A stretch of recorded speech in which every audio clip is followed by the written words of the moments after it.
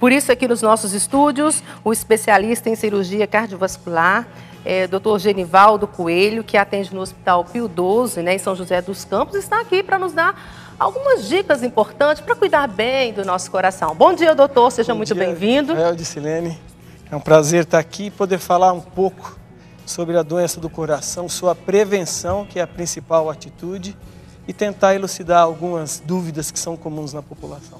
A gente gosta de falar de prevenção justamente por isso, né, doutor? Porque às vezes a gente só vai recorrer ao médico quando a gente tem algum tipo de sintoma. A gente esquece que existe a prevenção. Por isso, essa semana inteirinha está falando sobre as prevenções que precisamos ter com relação ao nosso coração, não é isso? Sem dúvida. A atitude de prevenir significa preservar o órgão para que nós possamos contar com ele e poder ter a longevidade que todos nós gostaríamos de ter com qualidade de vida. Então, agora, doutor, é importante preservar. Doutor Genivaldo, é tão importante porque as doenças cardiovasculares são responsáveis pela morte de 30% da população no mundo, e a maioria são homens. Então é algo muito sério, principalmente para a gente, né? A doença cardiovascular é a que mais mata. Essa estatística é igual no Brasil, 30% da mortalidade é por causa cardiovascular. E o que está acontecendo também é que a gente vê que, embora exista um predomínio do homem na doença cardíaca, a mulher, porque está tendo um hábito de vida, uma atividade de trabalho muito semelhante à do homem, está chegando próximo nas estatísticas às doenças que atingem o homem. E essa média dos homens que são afetados pelas doenças cardiovasculares estão de 56 anos, e parece que essa média também, doutor, mediante estudos mais recentes, está caindo, né? Ou seja, homens entre 20 e 40 anos também estão sendo afetados pelas doenças cardiovasculares. O que explica essa queda na idade, vamos dizer assim? Cada vez mais se entende melhor a doença e, por isso, a atitude da prevenção. É visto hoje que no Brasil nós temos uma população de obesos muito grande, o hábito alimentar de má qualidade, e que, se nós formos para as crianças, que a gente tem também tido uma alta taxa de obesidade, mostra que a evolução da doença ou do paciente mal cuidado desde a sua infância vai ter um impacto no aparecimento e na gravidade da doença cada vez mais precoce. Por isso, voltando à palavra prevenção e colocando aí a importância do tratamento e da educação desde criança. Apesar dos índices falarem que os homens, né, são mais tendenciosos, a gente vê também, né, as mulheres aí enfrentando essa dificuldade. Você falava da ansiedade, desse corre-corre da vida, isso também influencia? Influencia. A qualidade de vida é um aspecto muito importante para que você possa garantir atitudes preventivas.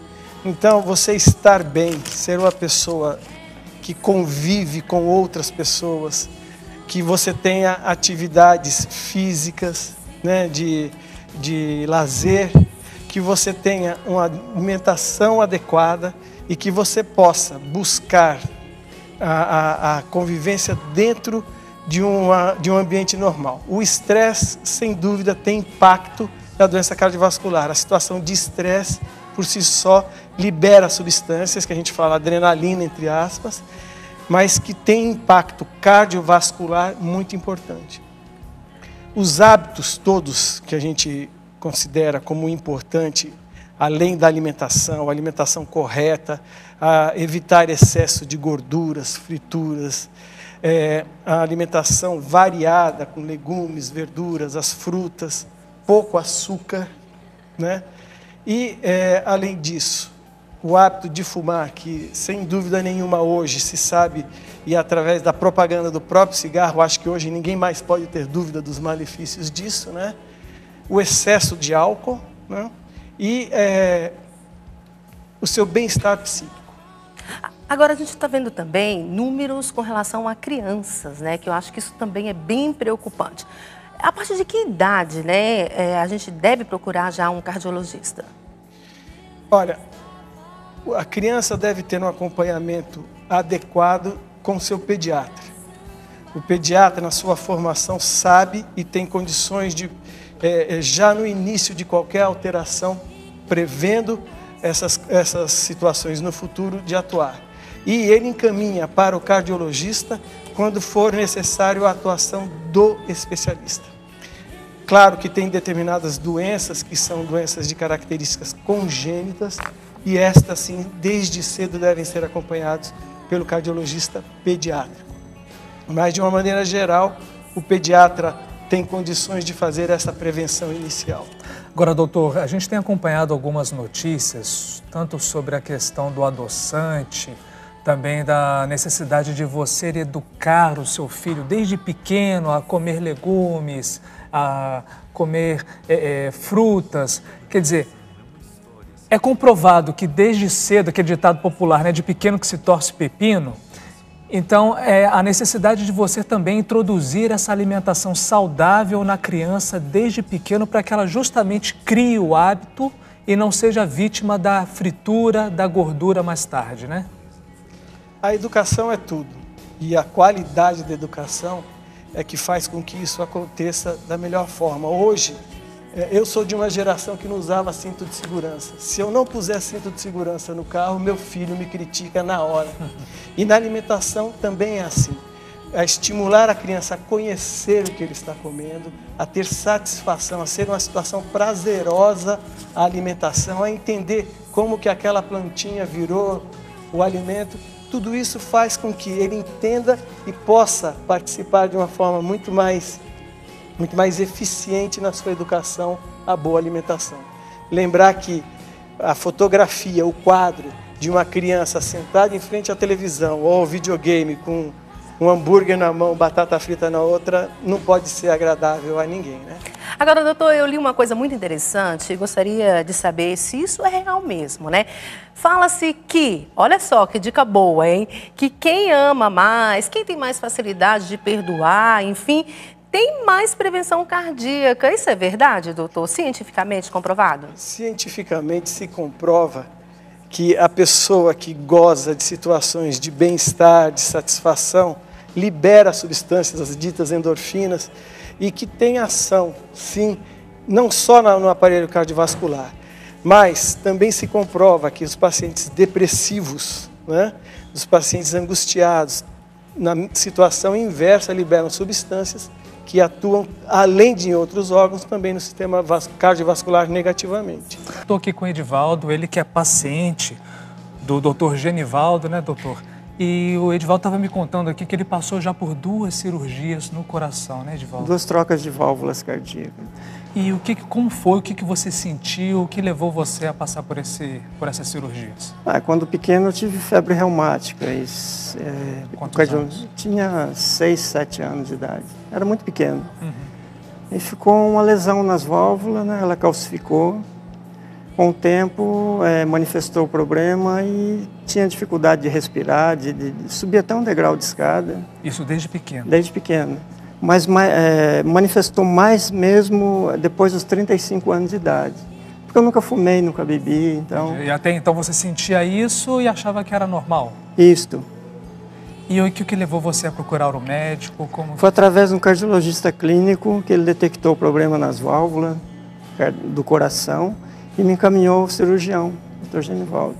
Agora, doutor Genivaldo, o que diante daqui da situação desse nosso amigo, do Edivaldo, o que as pessoas que estão em casa nos acompanhando, quais dores, quais são os motivos que devem levar as pessoas a se preocuparem e aí sim buscar uma ajuda médica? Bom, os sintomas da doença cardíaca têm alguma particularidade. O principal na doença do coração, pela incidência, no caso do infarto, é a dor. Dor forte, é uma dor constritiva no peito, sensação de morte, porque é muito forte essa dor, acompanhada de palidez, sudorese, às vezes ela se irradia para braço, para o queixo ou para as costas. É importante falar dessa dor que começa aqui no peito, porque às vezes uma gastrite, uma esofagite pode confundir esse quadro. Porém, a gente tem que descartar primeiro o que é mais importante, então afastar o infarto no caso.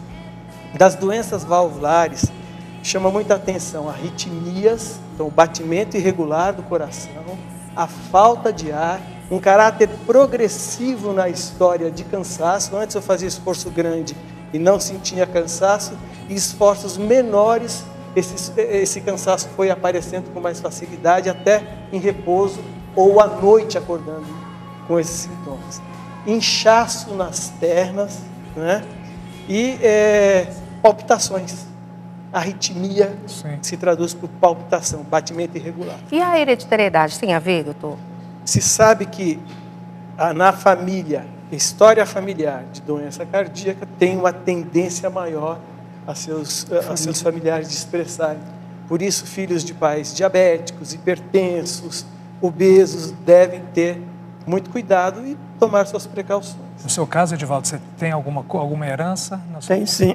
Eu perdi meu irmão também com problema nas válvulas. Ele fez cirurgia também, trocou as válvulas também em 74. E em 81 ele passou mal também, teve uma cirurgia de emergência e teve parada cardíaca durante a cirurgia, teve um derrame, foi preciso voltar novamente para o centro cirúrgico, ele não aguentou, faleceu. E quantos anos você tem hoje? Hoje estou com 53 anos. 53, quase 20 anos, né, que você passou pela primeira cirurgia. Como que o Edivaldo está hoje? O que mudou na vida do Edivaldo? Que cuidados o Edivaldo tem? Muda bastante, né? É um divisor de águas, né? Totalmente, a vida muda totalmente mesmo, não tem como. Mas tem que procurar viver mais tranquilo, assim, qualquer coisa que se você fica nervoso e tal, já quer alterar um pouco, mas tem que segurar, muda, você passa a ver as coisas com outros olhos, né? Sim.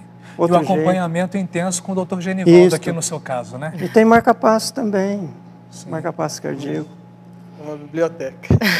Agora, doutor, é importante a gente ressaltar aqui também esse acompanhamento médico, né? Então, se a pessoa tem uma herança familiar, uma doença, um histórico nesse sentido, é importante que ele também faça exames mais aprofundados e tenha um acompanhamento médico, né? É isso. A gente vai mostrar agora, Rafael, que mudou muita coisa também com relação aos tratamentos, às cirurgias, não é isso, doutor? Isso. Vem para cá, vamos mostrar aqui para o pessoal em casa como tudo isso também teve uma evolução, né, com relação ao tratamento. Por favor. A intenção é evitar chegar à cirurgia. A gente sabe que a cirurgia é um tratamento agressivo. Porém, dentro da evolução da cirurgia cardíaca e da tecnologia, a gente pôde fazer estimulação do coração com os marca-passos. Esse é um marca-passo extremamente antigo, não é o que o Edivaldo tem. Tá, vamos segurar só um pouquinho, o pessoal vê em casa. Então são coisas um pouco grosseiras, que pesadas. Era antigamente. Segura um pouquinho para a gente mostrar em casa. Olha o tamanho disso, né? E esses aparelhos são implantados com a cirurgia menor, embaixo da pele, ficam escondidinhos aqui. E através... E a gente pode mostrar a diferença de uma... Olha o tamanho de um para o outro. Como é, a espessura.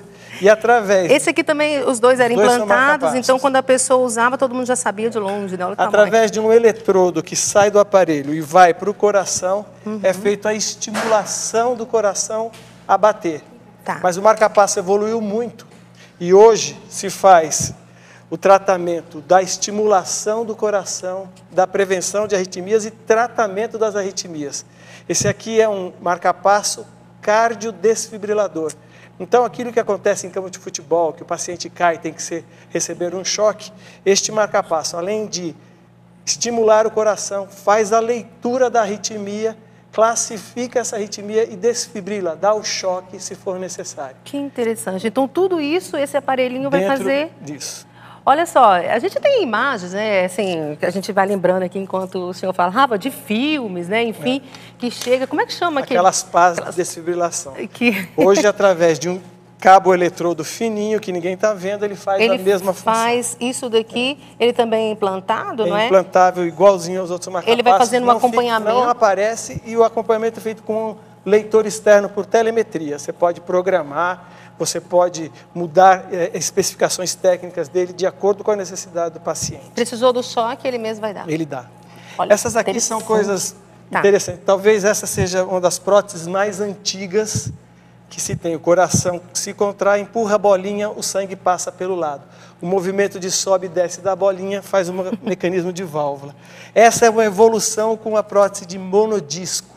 Então ela abre e fecha de acordo com o fluxo de sangue. Ou seja, isso daqui virou isso aqui. Virou. É E isso? essa aí Olha virou que essa daqui, que são folhetos já é outra. metálicos, né? Então eles abrem e fecham, permitindo a passagem do sangue através dela. Então, essa evolução, daqui para aqui e para aqui. A prótese que o Edivaldo tem é de outro tipo, é a prótese biológica, que é do coração do boi ou da válvula do porco. Ok. Esse aqui é um tratamento extremamente recente de uma doença terrível que é a dissecção da aorta, a dilatação da aorta. A gente vê a aorta seria um calibre normal aqui e aqui embaixo, aqui tem uma dilatação que pode romper a qualquer momento. Através de uma pequena incisão na virilha, esta prótese que vem totalmente fechada e num calibre extremamente fino, ela sobe, é posicionada na altura da aorta e liberada. Através desse mecanismo de memória, ela que estava fechada, encamisa por dentro a aorta, tirando a circulação desta parte frágil, evitando com que essa aorta se rompa. Que interessante. Essas aqui são coisas bem recentes, do que se busca na cirurgia através do tratamento minimamente agressivo, minimamente invasivo, que são cirurgias através de vídeo, através da radioscopia e através da robótica, que está começando hoje também aqui no Brasil. O pós-operatório é bem mais rápido? O pós-operatório, se a agressão é menor, é sempre melhor para o paciente. E muito importante, é a retaguarda de todo o suporte, mesmo assim, da cirurgia clássica, porque pode haver necessidade de conversão de procedimentos. Agora, o risco cardiológico, ele aumenta conforme a idade? Aumenta dependendo do tratamento que você for fazer, porque com o passar do tempo, as outras funções pulmonares, renais, metabólicas também estão alteradas. Agora, o senhor trabalha no hospital, não é? Pio 12, que faz um tratamento específico com relação à doença de coração.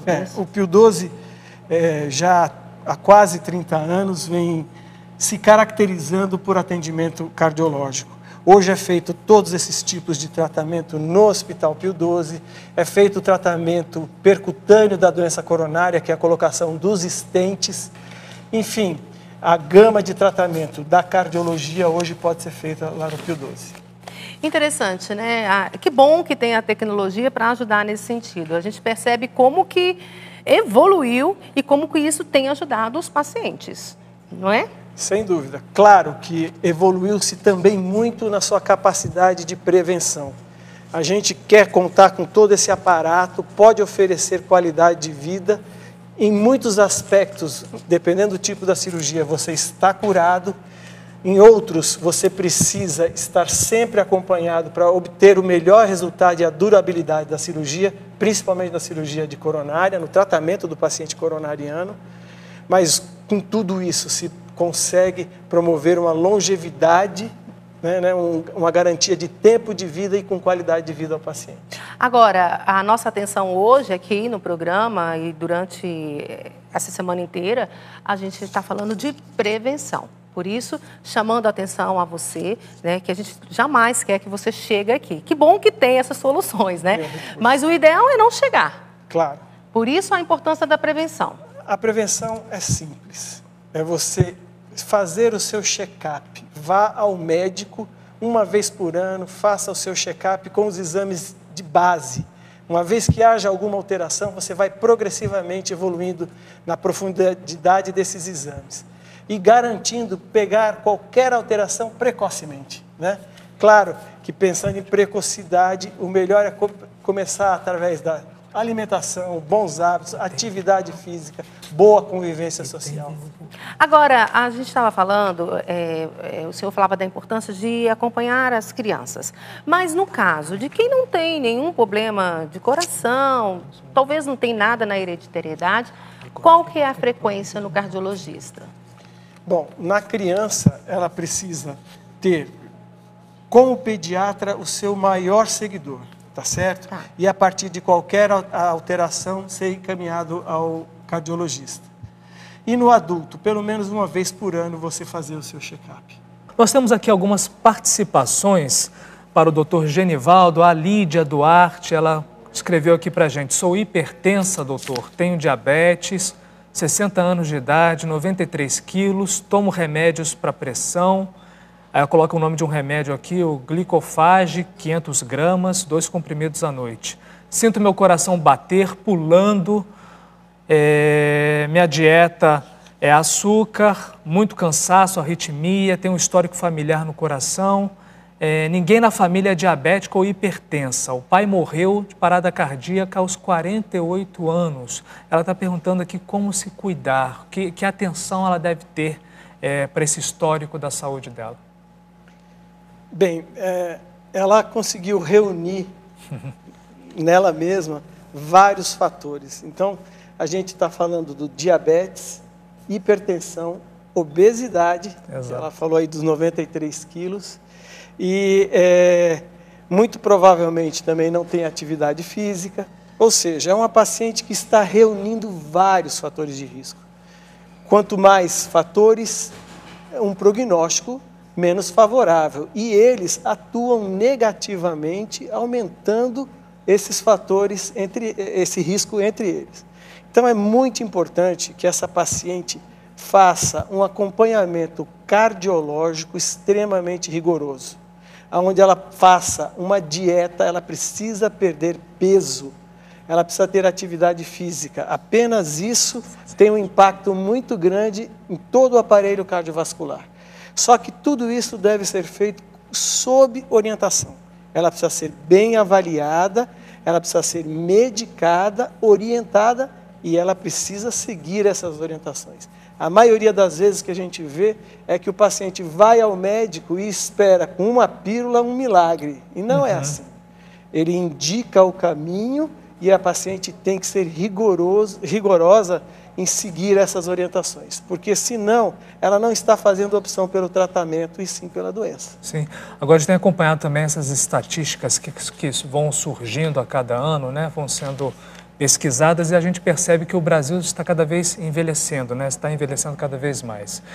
Que orientação o senhor dá para pessoas, por exemplo, que, como essa nossa amiga, a Lídia, que provavelmente não realiza atividade física? Como que uma pessoa acima dos 60 anos ela pode começar a realizar? Que tipo de atividade? Como começar a movimentar o corpo, vamos dizer assim? Rafael, quando eu me formei, o idoso tinha 60 anos, 64 anos. Hoje, quando a gente fala em idoso, está falando de uma pessoa de mais de 80 anos.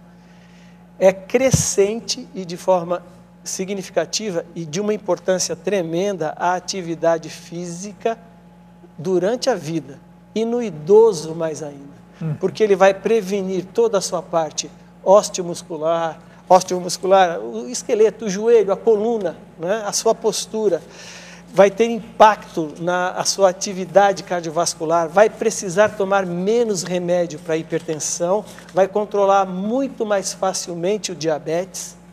Então, a atividade física para qualquer um de nós, e principalmente para o idoso, é importantíssima. Sempre bem orientada, tanto pelo cardiologista, quanto por um professor de educação física acostumado ao idoso.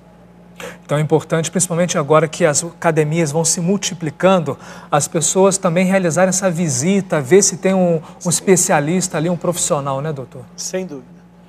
Agora, é interessante também, Rafael, por que a gente está falando de prevenção? Né? Porque às vezes, gente, a gente sabe, né? A gente tem muita dificuldade com relação ao sistema de saúde aqui no Brasil, né? Às vezes as pessoas encontram aí dificuldade, tratamentos, enfim. Mas eu quero falar também hoje sobre esse trabalho que é realizado pelo Hospital Pio XII, né?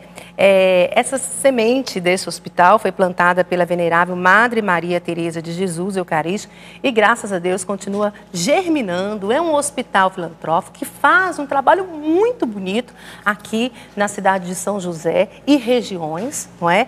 E aí a gente quer falar um pouquinho também para você dessa região que precisa de uma ajuda com relação a tratamento, com relação a este hospital, não é isso, doutor? Está fazendo 10 anos de transplantes, é isso? O transplante no Hospital Pio XII é em relação ao transplante de medula. Tá. É um hospital beneficente que se caracteriza principalmente pelo atendimento ao paciente do SUS, em mais de 60% de sua ocupação. Claro que ele também atende o outro tipo de população, do convênio particular, precisa atender essa população também para se manter, mas o enfoque do Pio 12 é o paciente do SUS. Faz transplante de medula, uma coisa que é muito difícil de se conseguir credenciamento, então o alto nível da equipe de hematologia desse hospital conseguiu isso. Na cardiologia são mais de 20 mil exames de cateterismo cardíaco, vários tratamentos percutâneos. Na cirurgia são mais de 8 mil cirurgias feitas, mais de 3 mil marca-passos implantados. Isso em mais de 70% para o paciente do SUS. Que interessante, né? Então a gente está vendo aí, Rafael, olha aqui, né, o hospital, ele faz um trabalho aqui na cidade São José dos Campos e regiões. E a gente quer falar justamente por isso, né? Quantos outros lugares e regiões precisando de um atendimento como esse? Exato. Que esse hospital também, né, sirva de exemplo para tantas outras cidades e estados, não é mesmo? Exato, com certeza, porque como a gente estava conversando aqui, tantas pessoas que hoje no nosso país possuem essa idade maior de 60 anos, tantas doenças vasculares, ou seja, esse histórico cada vez mais presente, seja através dos vícios, né, cigarro, alcoolismo, mas também pela falta de atividade física. Então a importância, né, mesmo, doutor, até mesmo de realizar um trabalho, o senhor como médico, como, vamos dizer assim, zelador, né, da saúde de tantas pessoas, mas também por essa maravilha de poder realizar esse trabalho até mesmo social com tantas pessoas aqui presentes na região do Vale do Paraíba. É uma chance que vocês estão dando de divulgar esse trabalho justamente para essas pessoas. A gente sabe que muitas vezes o paciente não tem noção do direito que ele tem. E o paciente do SUS tem esse direito que ninguém está dando, ele conquistou esse direito. Exato. Então ele tem que saber procurar e fazer valer esses direitos. A saúde é um direito inegável no nosso país. Pois é, eu quero agradecer a sua participação aqui, doutor, e dizer mais uma vez, né? Essa semana é uma semana muito importante para todos nós. É muito assustador quando a gente trouxe aqui dados, né, no início do programa. Eu fiquei assim, chocada de saber que 15 milhões de pessoas podem sofrer algum tipo de problema e né, até a óbito, enfim. 15 milhões de pessoas por ano é muita gente. É muita gente. O que a gente sabe é que se faz a estatística com a capacidade cada vez maior. Então, esses números estão expressando a necessidade de atenção correta à saúde. Mas também existe um ganho muito grande com o avanço da medicina e a possibilidade de tratamento que se pode dar a essas pessoas.